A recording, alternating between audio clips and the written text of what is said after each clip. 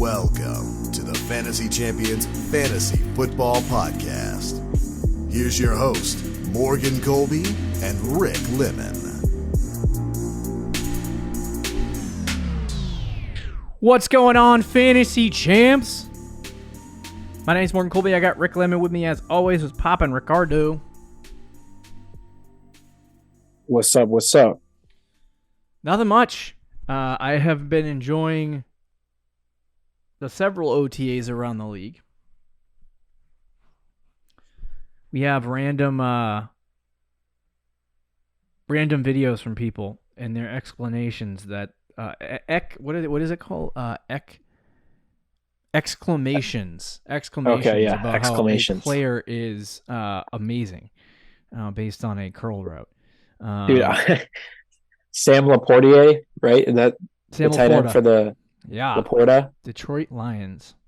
Best player on the field, all caps. Oh my. It's him doing a slant route.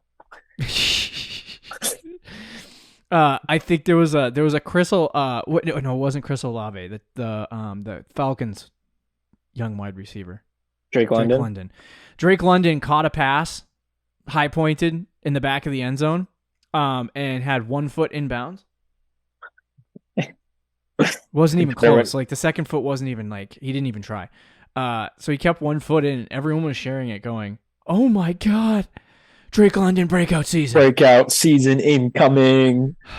Dude, It's the weirdest thing. It's JSN was 1v1 against Witherspoon, the rookie cornerback, and JSN burned him.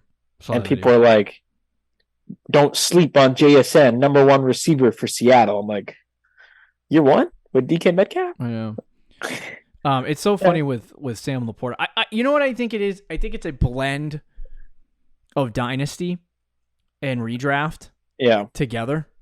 And people let their dynasty opinions influence their redraft opinions.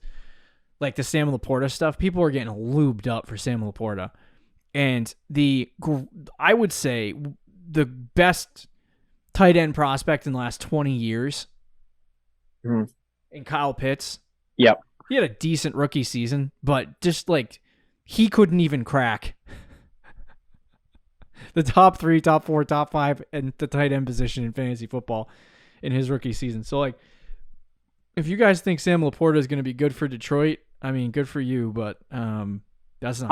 I mean, he might be good long term, but in dynasty. Bro, oh my gosh, I just looked up Kyle Pitts. His rookie season, 68 catches, 1,000 yards. That's really good, really, really good. He had 1 touchdown. He has 3 career NFL touchdowns. Gotta love Atlanta. Yeah, unbelievable. But yeah, so a lot of crap flying around the internet. Yeah, about players. So you got looped up about the Christian Gonzalez catch, but Quentin Johnston did kind of the same thing, and Chargers fans went bananas. They're calling him AJ Brown and DK Metcalf and the next dominant. Who is this for again? What is it? Who is this for again? Quentin Johnston. Oh yeah. Oh, I'm looking. Made a sweet one-handed catch. He figured out how to Quentin Johnston. See, I'm on Twitter right now. I need to figure this out. Yeah, are you gonna watch the video? Oh, hold on a second. Oh, no, that's just an en route. Thanks, guys. Maybe a one-handed catch or something. Well, he doesn't look like he's body catching here. Uh-oh. Is it possible wait, here it is. Oh! Now, there's 2 possibilities. There's Quentin Johnston, wide receiver 1. He learned how to not body catch and catch with his hands, or he just does that in practice, and then in game scenarios when the pressure ramps up, he still uses his body. What you got against Quentin Johnston, my guy? I don't have anything against him. I actually want a share of him in Dynasty because he's with Herbert. I'm just saying, let's not crown him yet the best receiver in the NFL. Chargers fans. Yeah. But it goes to all the fan base. It's so funny how that kind of all works out in the camp hype. I do like seeing the clips though of players. It gives you a good insight into not really how they'll be used, but what they're, I guess, looking like. Because players do take, like, they train a lot for the NFL draft. And they also, like, they spend the offseason trying to get ready for the NFL. Like, we're big Patriots fans, but they drafted Christian Gonzalez, cornerback. Mm-hmm. And, like, when I saw him get drafted and I watched his Oregon film, like, he looks small in terms of, like, muscle mass. And I don't know if it's the Patriots uniform or whatever, but he looks like he put on muscle. So, but, like, I don't know. That was literally last fall. So did he actually put on muscle? Or are we all just imagining things because camp hype? So, you know, I like, they all try to get prepared for the NFL, and, you know, they know they just got, for 5-6 months, ripped apart by every scout in the NFL and every scout on television, talking about, like, for example, Quentin Johnston only body catches. So they're probably training and practicing to rid themselves of that stuff. But I don't know. None of it matters because OTAs don't matter. They're not even wearing friggin' pads. No. I just hate when people tweet it and it's like, I think for some it's a joke, but some people are just actually excited. Like that clip from an OTA practice in the middle of May is proof in the pudding of their take. And I'm like, what are you doing? So until they actually play an NFL game, I'm not really going to provide a take. But anyway. That's it. I just looked up Christian Gonzalez on Twitter. Yeah. First reply, Christian Gonzalez is this year's Sauce Gardner. I mean, I'd take it. I would take it, but it was funny because I was listening to people break down Christian Gonzalez, and one guy's analytical take. This was Greg Bedard. And he said that Christian Gonzalez plays too well. That was his critique. Plays too well. That was his thing. As in, like, the game looks too easy for him. So, like, that's a crazy critique. He'll take plays off because he knows he's got it already. He doesn't need to, like, work hard. That kind of thing. I mean, that could be a negative, but I feel like that's a very easily fixable. Negative, especially if he got burned in the NFL by like Tyreek Hill, and then he's like, okay. But anyway, hey, we got one negative comment. Somebody retweeted the JSN touchdown and said, "I understand why the Pats drafted Christian Gonzalez, but I will forever think we should have drafted this man instead." Oh, I agree, 1,000%. We passed on him twice, so if he ends up being a really good NFL wide receiver, I will. Yeah, what if Christian Gonzalez is like a top 5 corner?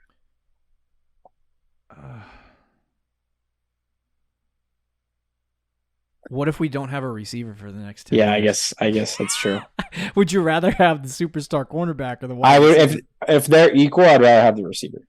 I need a podcast in today's NFL, so these people don't have to listen to it. But anyway, So today we're gonna, in the next 15 minutes, break down the running back sleepers that we have for the 2023 fantasy football season. We looked at these are guys that on the expert consensus on Fantasy Pros that are ranked 25 or lower, and there was not a lot to be chosen from. But we got some guys that could be sleepers. One guy is actually kind of a lot higher than normal, and then one guy kind of had his whole shindig blown up this week, so might have a complete change in where this guy ends up. Yeah, he might not be a sleeper anymore. But we threw him on the list just for fun anyway. So there's several guys. Like, I love Damian Harris.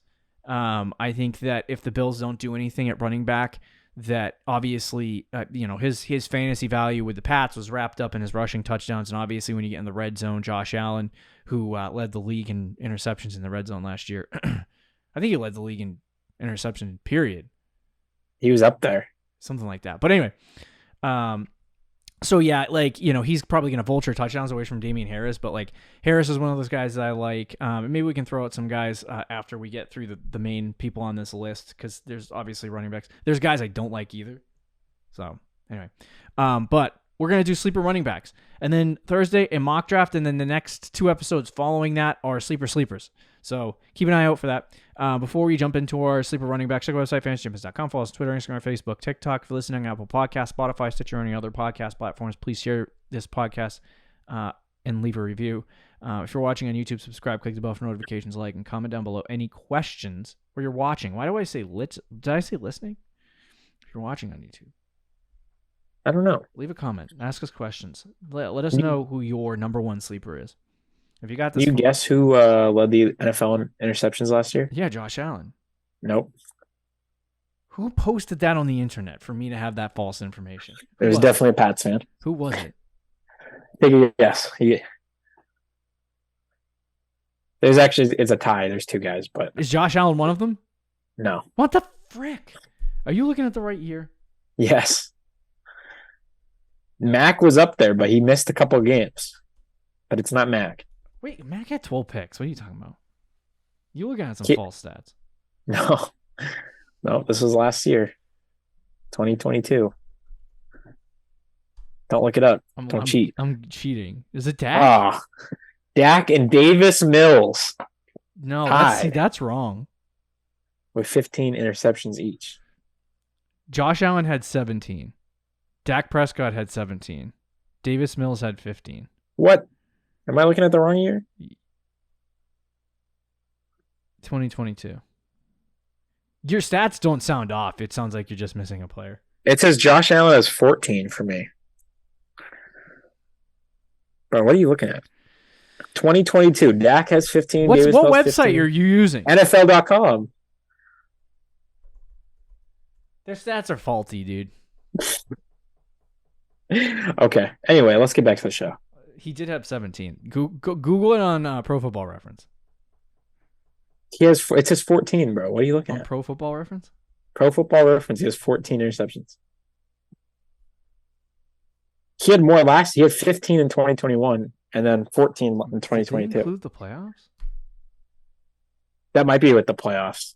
They have 3 interceptions. Yeah, he had 3 interceptions in the playoffs. Okay, all right. He had 17 total, and for the whole season. Hold on a second now. Now I'm really curious. Anyway, it doesn't matter. You called Max, and you brought Mac's name into this. Anyway, all right, we're on a tangent. Let's do some sleeper running backs. What say you? Sure. So, like I said, we looked at the expert consensus on Fantasy Pros. These guys are ranked under 25, so 25 and lower on that list. Their ADP may or may not line up with that. I believe all of these dudes are like 70 or later in ADP. So they're not going to be guys that take, they're going to be 6th round or later for the most part. But sleeper running backs, guys, are guys that people tend to sleep on that could have really good seasons. There's deep sleepers, obviously. Like I think Roschon Johnson might be a deep sleeper and stuff like that. But sleeper running backs are guys that you can snag a little bit later in drafts that people aren't, they don't really have on their radar. They also have this thing called post-hype sleepers where, they're guys that everyone hyped up and now, they don't have that hype anymore based on a previous year or something like that. Sure. One of these guys is definitely a post-hype sleeper. So we'll see. We'll talk about 5 guys, and then if we have time, we can jump into that. But let's talk about the first individual. Right. And again, these guys are all outside the top 24. I think the first guy is 24th, right? Yes. No. So first guy's 25th.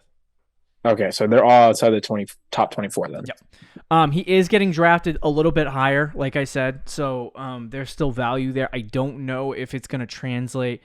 I'm looking at best ball ADP. So I don't know if it's going to translate to actual NFL drafts because some people might be drafting him a little higher based on, his opportunity to have some explosive games and get you points in a best ball draft. But for redraft, I would anticipate that he falls in between 60 and 80. I'm actually kind of surprised that he's not higher, but it's DeAndre Swift of the Philadelphia Eagles.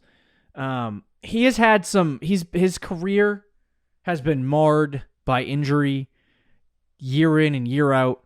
But when he is on the field, he actually looks good. He has never played a full 17 game season. He had 13 games in 2020, 13 games in 2021, and 14 in 2022.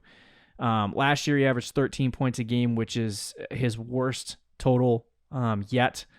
And for whatever reason, the Lions decided to draft a running back who's equivalent to DeAndre Swift. He's tougher, though. He fits the Lions' Dan Campbell mantra. Yeah. But anyway, so last year he averaged 5.5 yards a carry, had 48 catches, 389 yards. Like, I think DeAndre Swift he obviously has a high ceiling, and he's done really effective things. All 3 seasons he's had 45 catches or more, which in a PPR league is really good for fantasy football. Like, if you're talking about a running back that you can get in between round 6 and 7, maybe he might go a little bit higher into the 5th, but if you're talking about a running back you can get that late, if you are doing a zero running back strategy early in drafts where you end up getting, maybe you didn't even do it on purpose, but you get 2 wide receivers early and you need a running back, this is a guy that you can get a little bit later in the draft and have at least some decent production. Now, I know, going to Philadelphia, a lot of people, I was excited. I was like, this is a good move. But I don't see him as I don't know about you, Rick, but I don't see him any real talent-wise different than Miles Sanders. So I would say based on, obviously he's a better pass-catching running back than Miles Sanders has been, which is shocking because you thought that maybe he would get that. But last year, Miles Sanders ended up being the RB21, 11 touchdowns on the year, 1,269 yards. So I see similar fantasy production for DeAndre Swift to that of Miles Sanders going into 2022, and I think that's what makes him a good value. I don't think he can ascend into a higher place than Miles Sanders was. Like, I think his ceiling is what Miles Sanders' ceiling was with the Eagles because they like to platoon their running backs. So, top 15, definitely. I think that's within reason. And I think that he's extremely talented. So if he gets the ball in open space and he's healthy, like he's going to be really good. But I think that a lot of people are looking at him and they see the injuries and they see, the lack of fantasy football production the last couple years where, people have ranked him and expected him to be a top, 12 running back in fantasy football, and that hasn't been produced. And so I guess in a way he could be a post-type sleeper, but I think people are sleeping on him right now. I think they're looking at him going like, he's disappointed me too much. I'm not going to put him on my team, and, you can snag him up, in the 5th, 6th round. I'll do that all day. Yeah, and it's kind of interesting. I don't really have a lot of Swift in the best ball drafts I've done, and I kind of regret that. I've been trying to get him. But he's going in a pretty good spot. I get the reasoning for being down on him. Yeah. First of all, Philadelphia's running back room is super crowded right now because they lost Sanders, but they brought in Rashad Penny, DeAndre Swift. Yeah. They have Kenneth Gainwell there still, Boston Scott still. So they have 4 guys that they might use, which is super disgusting. But the positive thing is I think Swift is the most talented of those 4 guys. Mm-hmm. And I do agree with you. I think if you compare him to Miles Sanders, like, I think in terms of talent, they're both pretty solid, but I think I would rather have Swift. Mm-hmm. Swift's problem is health and his toughness and those things. And I think those things are a concern, but he has a chance to be the starting running back on one of the best teams in the league. Yeah. And not only just teams in general, but one of the best offenses in the league. Mm-hmm. And he's got the talent to go with it. So he's somebody who could be a home run pick. There is some concerns with him, but even look at his whole career since entering the NFL. As a rookie, he was 15th in points per game. In 2021, he was 8th in points per game. And even last year, in a bad down year where the Lions stopped using him, he was still 15th in fantasy points per game at 13.7 for running backs. Yeah. So, like, if he, even if he doesn't get used the way that we all think he should, he's got the ability to make a couple guys miss and have a huge game and still end up putting up pretty good numbers. And the running backs that are in his area too, like, you might as well take a guy like DeAndre Swift who could be that home run pick. Yeah. I agree that I don't think he's probably like, I don't really see him having like a top 5 season or anything like that. He's just not going to get the workload. And he's probably not going to get goal line touches either. Like, I think that's Jalen Hurts, who's going to get a ton of rushing touchdowns. That's Rashad Penny, who's the bigger running back. Obviously, they use Kenneth Gainwell and Boston Scott randomly at times, so I don't see Swift being the goal line guy at all. But he'll be a PPR machine. He'll get the receptions. He'll get some receiving touchdowns. He could get some big plays. So yeah, I do think he's getting slept on a little bit considering where he's going and the range of running backs in his area. Yeah, and I think like people always wanted Swift to be utilized properly in Detroit. And obviously, his second year in the NFL, in comes Mr. Grit, bite kneecaps, Dan Campbell. And like he comes in, and I just don't like you said, I don't think Swift fits that mold, and Williams did. Definitely does not fit Dan Campbell. Yeah, and so like, but they tried to get him out there, and I just, you remember times watching DeAndre Swift where he would just explode. Yep. And not just fantasy points wise, but like he'd get plays where he'd get the ball handed off to him and he just looks explosive. He looks like the best guy, on the field. He looked way better than Jamal Williams, and anyone really they had. But yet they kept on going back to Jamal Williams. They kept on going back to these other guys. Yeah. I think you're going to see the same thing for Philadelphia because that's just how they operate. But I do think that they're a better offense and they're a better situation. And like Swift was, somebody that what did they give up compensation wise to get him? It wasn't a lot, but okay. But 4th round pick, is that right? I think it was a 4th and a 7th or a 5th and a 7th, something like that. But like, there's not another running back. Like, obviously Sanders was still there to be like, what the hell's going on? But there's not another. He's basically the Miles Sanders replacement. Like, you look at Miles Sanders, you look at DeAndre Swift. Like, obviously that's the role he's going to unless fill. Penny stays healthy. But the question is, pass catching wise, what is DeAndre Swift going to be? Is he going to be the 45 to 50 catch guy that he's been in the NFL so far, or is he going to, be more like Miles Sanders and get 20 to 25 catches? Is he coming in and is he going to basically, take the rushing work that Miles Sanders had as well as take the pass catching work that Kenneth Gainwell was getting and double that? Because if he does, I think he can produce more in the receiving department than Miles Sanders did. It just depends on how they utilize him, and I just don't see why you would utilize a back like DeAndre Swift by just rushing it with him. You know what I mean? Because he has no, they won't. The problem is Philly doesn't really utilize the running backs a ton in the passing game. Yeah, so that is another problem. And I think a valid criticism first against Swift was especially last year. I feel like it was a little overblown in the first 2 years, but like last year, you could tell he just didn't want to get hit, which the Lions hate. Dan Campbell hates that. Like, he would just go down easily. He would avoid contact and lose a yard.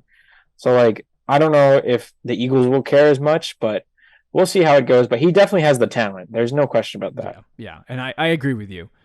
I do think he is more talented than Miles Sanders, but I just, fantasy-wise, we saw what that type of running back does in that system. And so, like, I think, low-end RB2 is probably where he ends up, which I think is a great thing to have on your fantasy team, especially if he's, like, in the flex position. But and looking at the guys around him, like Cam Akers, James Conner, David Montgomery, I'm taking Swift over all those guys. Agreed. All right, let's move along to the next guy, Antonio Gibson, who right now is ranked as the running back. This is surprising. Running back 40. Oh, wow. Yeah, so he's way down on the list. In fact, Brian Robinson is RB 29 on this list. Now, so there's been some hype talk, some coach speak from Ron Rivera saying that they want to get Antonio Gibson more involved and yada yada yada. Last year he played in 15 games, had 149 rush attempts for 546 yards, which is only 3.7 yards a carry, and he had 46 receptions for 353 yards and 5 touchdowns total. which averaged 11 points per game in fantasy football and PPR leagues, and which was the RB28. So it doesn't surprise me that he falls into this category. I do believe with Antonio Gibson that if he does keep the same role, the same exact role that he had in Washington, I do think his floor is like wide receiver, running back 30. So I think running back 40 is harsh. That's a harsh ranking. Yeah. But there's upside here, which is why I think, Antonio Gibson is a sleeper this year. Like, the fact that he's ranked 40 among experts, the fact that he's ADPing at 108 in competitive leagues right now, that is just, it's astounding to me for a guy that this is like the epitome of a post-hype sleeper, because this guy was supposed to be the next guy for 2 years. Exactly, yep. And he wasn't. So obviously there's some things there, but we've seen him average 14 points a game, which is RB16, RB17 in 2 years prior. And Brian Robinson, to be honest with you, sucked. Like, he wasn't good. And, you see a whole season of not good from Ron Rivera. Sometimes it takes an offseason of watching film and being like, well, that guy was butt. And to be honest with you, their running game sucked altogether. Like, their offensive line wasn't good. Their offense wasn't good. So, I mean, there's some things to go along with that. The expectation should not be RB1 or high with Antonio Gibson, but when you're talking about those days feel like they're over. Right, exactly. But what you are talking about is a guy like I look at Antonio Gibson and I kind of see, we go back to Miles Sanders for a second. Miles Sanders had that same hype. Like, year 2, everyone thought that he was going to be an RB1 in fantasy football. He didn't produce that. He disappointed everybody. Year 2, or year 3, he kind of did the same thing, and it was like everyone was kind of like, okay, maybe we can, and then they faded off him a little bit. And Gibson has been through the same ride, and so now, you're in year 4. Not a lot of people are investing in Antonio Gibson, but you still see that opportunity. Like, he's a running back last year that got 40 receptions, right, and I think that there's value in that in PPR leagues, especially if he starts producing a little bit better. Obviously I'd like to see, like, if he's going to have 160 rushing attempts this year, I'd like to see him get in the area of 80 catches, because then you're in the department of what Alvin Kamara was doing. Well, right. If he's getting 80 catches, then he is going to even blow our expectations out the water. Right. But I mean, the 46 catches he had were not an efficient 46 catches either. So it was like 353 yards. I mean, it's good. It's not blowing it, blowing anyone out of the water. But I think for Gibson, at pick 108, I think he's fallen way too far from where he was. Like, I would say if he was running back 28 last year, he should be in the range of like RB25 off the board, RB30. Somewhere in that vicinity, and he's getting drafted, at 108, probably as like the 50th running back off the board, and he's getting ranked as the RB40. So with all of that in mind, I think knowing his talent, knowing that he had a year where he had 250 rush attempts and 42 receptions, like, that's almost 300 touches. They're not going to go back to that, but if he can get back to 225 to 250 touches, like, that's a really good running back that you just got at 108. Now, obviously, we're talking about sleeper picks. We're talking about running backs who are going to be later. And to me, like, that obviously carries a massive amount of volatility. Like, I'm not saying that's going to happen, 250 touches for Antonio Gibson, but what I am saying is, like, there's a chance that could happen, and I'll take the risk at 108 as opposed to other things. I think it's a good sleeper. Yeah, and the thing is, he had 200 touches last year. In a year where he wasn't really utilized, because he still had the 50 catches and he had 149 carries. So, and remember too, J.D. McKissick isn't there anymore, who they traded at the middle of the season last year. So the running back room is just him and Robinson. And even if Robinson gets more carries, which I do think will probably stay the same in terms of that, Gibson is the pass catching running back. Robinson, I think, only had like 20 catches last year, if that. So Gibson is the pass catching running back, and he's still going to get a decent amount of carries. Again, 149 last year in 15 games.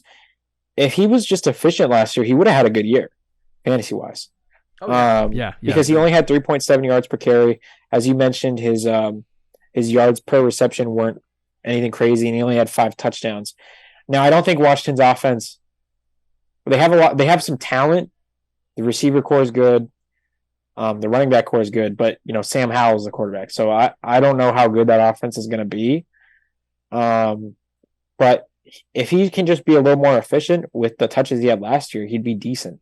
And at RB40, like, you're talking about backup running backs at this point. You're talking about guys that are just handcuffs. And to me, I think Gibson is a tier above that. No. It should be a tier above that. Question. Yeah. Would you rather draft Antonio Gibson or Brian Robinson? I probably would rather have Gibson. Yeah, I agree. It's not even that. It's not even particularly close to me. And the fact that Robinson's like 10 spots higher. 10 spots higher. Like, what are you people doing? Because he is the quote unquote starting running back. Yeah, but he had 9. Like, what? Unless he turns in a PPR format, unless he turns into Derek freaking Henry. Yeah. Like, he's not going to be a productive running back for fantasy football. Like, he had 200 carries last year, 9 catches. And they basically split goal line. So, like, if that's what they do again, I'd much rather have the guy who pass catches. You know what I mean? Yeah, me too. So, anyway. All right, any more on Gibson? Nope. Okay. Number 3, Devin Akane. Yeah, now we're getting into the risky territory. Let me. I want the ADP because I think it's like in the 130s if I had to take a guess. So right now, it's 106, 2 spots higher than. Whoa. Yeah, 106, 2 spots higher than what's his name, Antonio Gibson. Now the reason why Devin Akane for me is a sleeper is because I think it's less about people looking at him going, oh, well, this guy isn't going to be good like the last 2 guys we just talked about, and people sleeping on them because of that. It's more or less the situation of, like, you saw Bihan and Jahmyr Gibbs go, and we've seen running backs get drafted in the 3rd, 4th round the last couple years. Damian Pierce, guys like that have success year 1 in fantasy football. Yes. And so I think that could be Devin Akane this year, because when you look at Miami, like, I can't remember who they have at running back, but it's crap. Yeah, it's the same caca they had last year. I want to pull up their depth chart. Raheem Mostert. Yeah, Mostert, who is a million years old. He's listed as 7th on the depth chart according to Play. Oh my gosh. So you have Jeff Wilson. He's probably the biggest. I think Mostert's kind of cooked. Raheem Mostert and Myles Gaskin. And Gaskin's cooked. Gaskin's cooked, Mostert's cooked. I think Wilson has the best shot of taking majority. Like, I think he starts game 1, to be completely honest with you. Yeah, I do too. And this could be a typo, by the way, because it says 1-3, so Mostert might be listed as the second guy. But anyway, I would say Jeff Wilson and Raheem Mostert last year, while they had some decent games, I don't think that the running game for Miami was all that efficient last year, which is why they invested a 3rd-round pick in a running back. I don't think there's that much competition. This guy was drafted specifically to be in this system with Mike McDaniel. So to me, I'm looking at Devin Akane and I'm thinking, like, there's upside there for him to be a really good running back for Miami because the opportunity's there. He had, 99th percentile speed score, so 4.32. I mean, how many guys in your team can you have a run? Can you have on your team that Tyreek Hill and Waddle? Yeah, like 3rd guy on the team. His speed score and was Mostert in his prime. Burst score was kind of low, and his agility score was like middle of the pack. So, like, he didn't blow it off the page in terms of agility and stuff like that. But there's some good things here for Devin Akane, and I think if they do give him, like, if he somehow wins the job outright, or it takes a couple of weeks and he gets it, this guy is kind of similar to, like, when the Bears drafted David Montgomery for me, where I was excited about Montgomery because I think he was a 3rd-round pick at the time, but, like, there was no one else there in the Chicago Bears running back room. And, the only guy really that was David Montgomery. I mean, they had Damian Williams, I think, at the time, and, and, like, even game 1, half of the snaps went to the veteran starter. That's typically how it goes. So I think that by the time the first month of the season is complete, you'll see Devin Akane start to come onto the scene a little bit more. And I think he's got a really good opportunity to do so in Miami because clearly they're looking for a running back. I mean, they've been tied for months to Dalvin Cook. Dalvin Cook could change that if Dalvin Cook gets signed before this podcast is released by the Miami Dolphins. Right. Kane comes off this list, obviously, but if he is the only guy in that backfield by the time the season starts, Kane's the guy I'm rolling with, and I'll draft him 100 times out of 100 that late. Oh, agreed. At that spot for sure, because to me, I think he has the best chance to be the guy in that backfield. Yeah. I think it could be a split, though. Like, it's the Mike McDaniel 49er offense. I think they're going to use all the guys. It's going to be gross. But what I will say about Arcane is, for one, he has the biggest upside to be the guy in that offense. And number two, he's probably the best pass catcher in that backfield as well. And that's kind of the review so far in training camp. Obviously, they're hyping him up like any other rookie, but they're also saying he's a great pass catching running back. Yeah. He had 36 catches last year in college, so he has that ability. So even if he ends up not being a workhorse and he's splitting with Wilson or splitting with Mostert, or he's just in the mix, the pass catching I think will elevate him and make it worth it as a fantasy asset, because of all the running backs, I think he's going to have the most catches. Mm-hmm. And then he's got big play potential on the ground as well with that speed. So, and that backfield is open. It's definitely open. Mostert's an old man who's also very injury prone. Wilson had a good year last year, but he's not, a generational running back by any means. Right.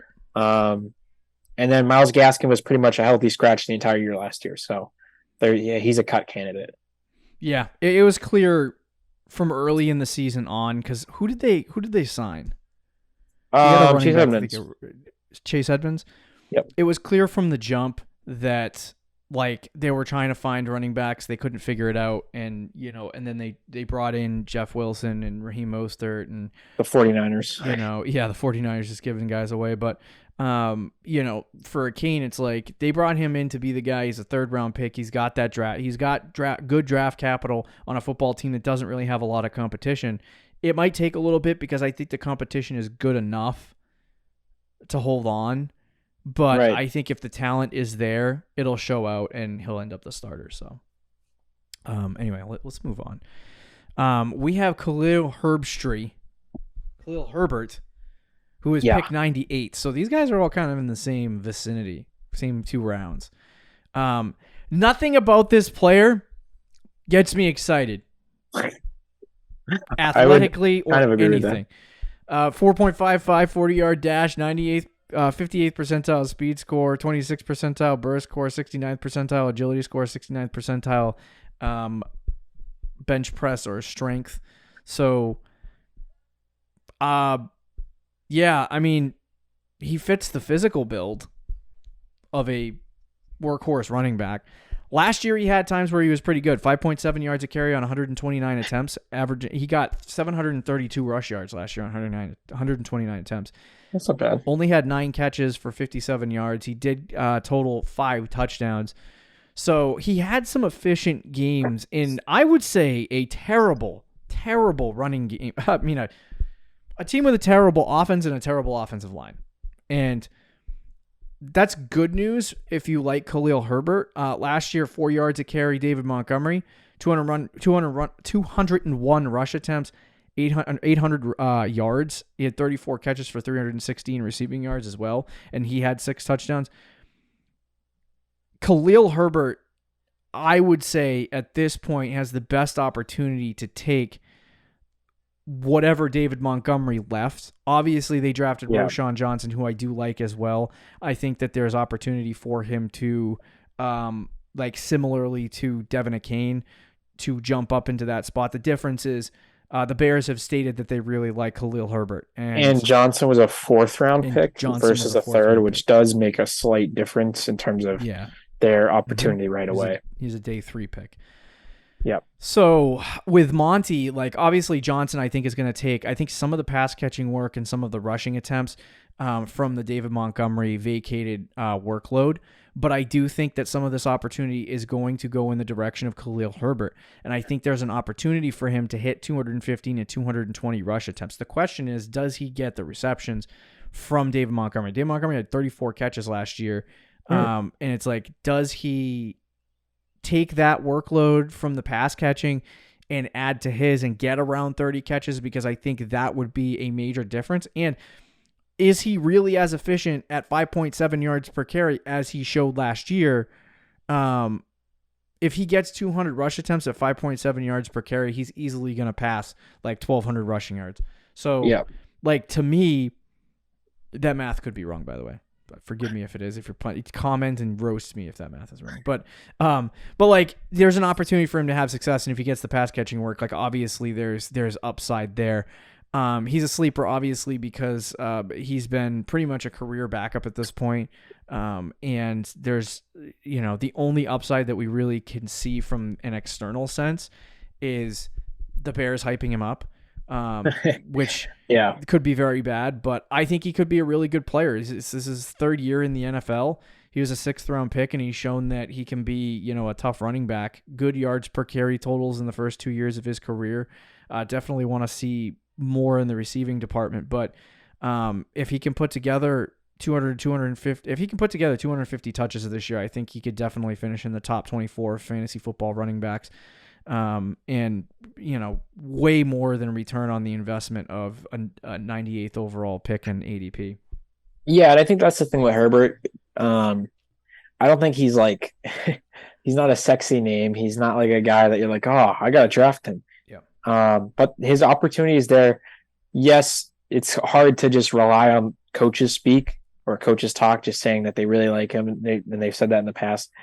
But you can kind of take their actions as well. They let Montgomery go. They did draft a guy in the 4th round, but it's not really like that. Seems more like an insurance pick. I think Johnson will have an opportunity though as well, and I don't mind him as a super late round flyer either. But I think Herbert's going to at least get the first crack at it, and if he does good, it's his job. And he reminds me kind of James Conner as well when he was younger, who, again, wasn't like a sexy name or anything, but he runs the ball hard. He runs the ball efficiently. 5.7 yards a carry. It cannot be overlooked. So if he has the opportunity there, and I think we both agree too, I think we're pretty – I don't want to say we're super high on the Bears offense, but we definitely think there's going to be a lot of improvement there with DJ Moore, year 3 of Justin Fields. They added to the offensive line in the draft and free agency. So it feels like that offense should be much improved. And he's a guy who just paced out his numbers last year. Almost had 1,000 yards with David Montgomery. If you paced out, because he missed 4 games, but he had almost 1,000 yards, 6 total touchdowns, 169 carries. So with Montgomery gone, you could easily see 200 plus carries, over 1,000 yards. Maybe more touchdowns with that improved offense. So the opportunity's there. He's definitely not going to be an RB1. I'll say that right now. You're not drafting him to be an RB1. But he's somebody that you could draft in the later rounds, and you can easily plug and play him as your RB2 or a flex throughout the season, I think. Agreed. All right, let's talk about the last guy real quick, Alexander Mattison. This is one that could completely change because... and it will change probably. It will change probably because... Get him now while you can. I know. The Vikings cut Dalvin Cook right before we started recording this show, and Alexander Mattison now becomes the running back 1 for the Minnesota Vikings. There was a lot of talk about Dalvin Cook and being traded or being cut or whatever. So it finally happened. So I anticipate Mattison jumping up higher in drafts and this not being a sleeper anymore.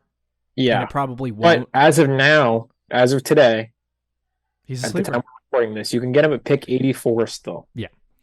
And I would say my replacement for this guy would be Damian Harris for me. I don't know about you, Rick.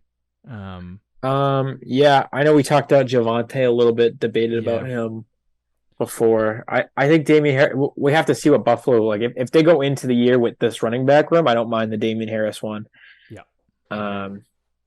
But yeah. But so Alexander Mattison, he is going to his 5th year in the NFL. He is 25 years old. So this is not a long-term play in the slightest. And you could sell him if I had him in Dynasty, I'd be trading him so fast. 1,000%. But Alexander Mattison, in games that Dalvin Cook did not play, did not participate, he was just as good. Not just as good, that's strong. But he was very good. in fantasy football. He produced good fantasy numbers. There was a season where I drafted Dalvin Cook with a top 3 pick. He ended up missing like 4, 5, 6 games.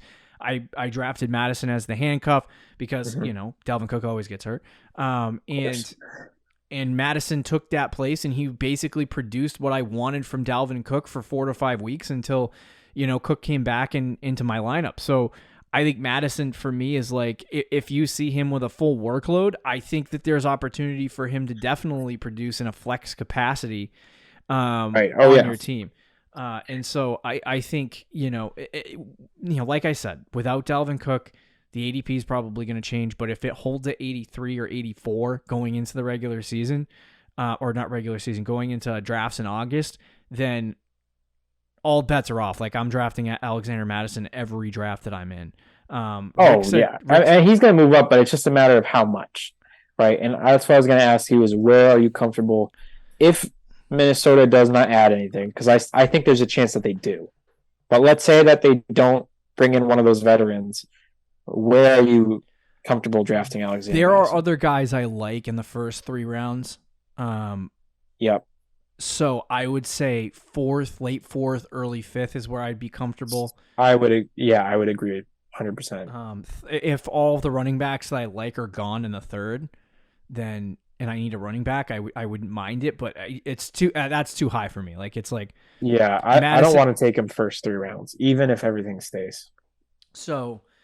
And then there's also situations where, because Dalvin Cook was making a lot of money.